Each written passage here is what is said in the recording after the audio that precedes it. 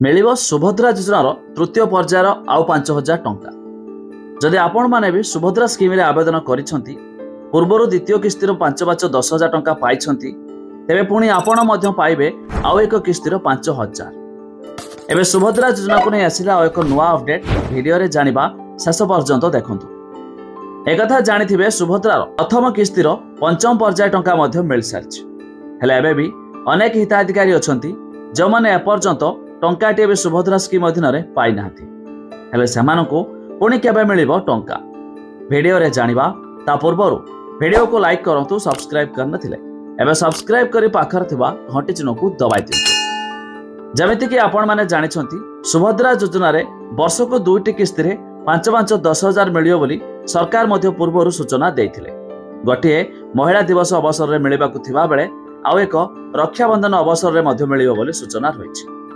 तेबे जो माने एपर्यंत दुईटी किस्ती अर्थात 5,10,000 पाई सारिछंती सेमानकु आगामी रक्षाबंधन उपलक्षे अर्थात राखी पूर्णिमा रे सेमानकु तृतीय किस्तीर आउ 5,000 मध्य मिलिबाकु जाउछि। हेले सेहि मानकु जो माने एपर्यंत टंकाटिए पाई नाहांती अर्थात प्रथम किस्तीर पंचम पर्यायर मध्य सरकार टंका दे सारलेनी।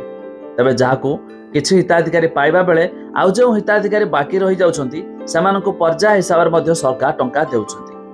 एही मध्य अनेक हिताधिकारी पूर्वर आसिथिला जेमानकर राशन कार्ड नथिला सेमानकर नाम कटिथिला पुणी मध्य सरकार याकु जोड़िथिले।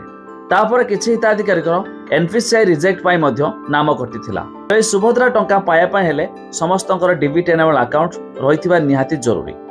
जेमानकर ई-केवाईसी नथिबो अकाउंट रे जेमानकर डेबिट एनेबल नथिबो तबे सामान्य मध्य सुभद्रा टंका पाइबार वंचित होइथांती।